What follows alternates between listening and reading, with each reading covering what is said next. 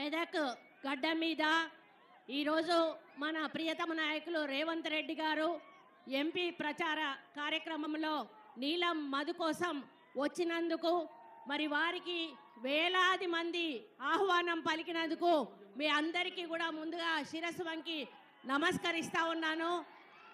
వేదిక మీద ఉన్నటువంటి పెద్దలకి మీ అందరికీ కూడా హృదయపూర్వక నమస్కారం. నాకు తెలిసి ఈరోజు హరీష్ రావు నిద్రపోడు, ఎందుకంటే ఈ గడ్డ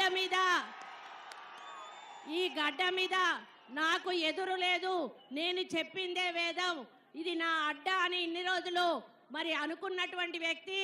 మరి అధికారం ఉన్నంతసేపే ప్రజలు ఎవరైనా భయపడతారు, అధికారం పోతే బానిస సంఖ్యలు తెచ్చుకొని ఈరోజు బయటికి వచ్చారు అని చెప్పడానికి ఈ మీటింగే నిదర్శనం. అన్న ఇక్కడ హరీష్ రావు బాధితులు కోకొల్లలుగా ఉన్నారన్నా, ఎప్పుడు అవకాశం వస్తే ఆయన మీద పగ తీర్చుకుందామా అనేటువంటి పద్ధతిలో ఉన్నారు. ఈరోజు వాళ్ళకు అవకాశం వచ్చింది.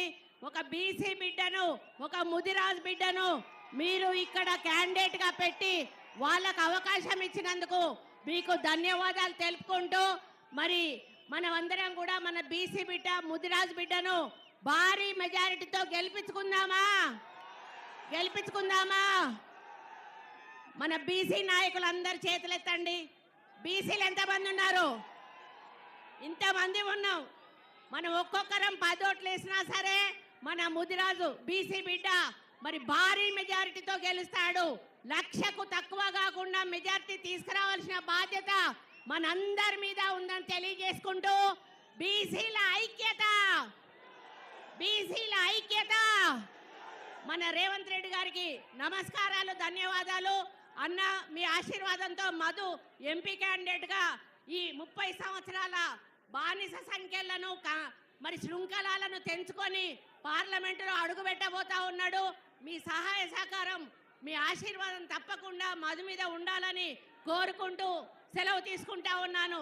జై కాంగ్రెస్! చేతి గుర్తుకే రేవంత్ అన్న నాయకత్వం. జై కాంగ్రెస్!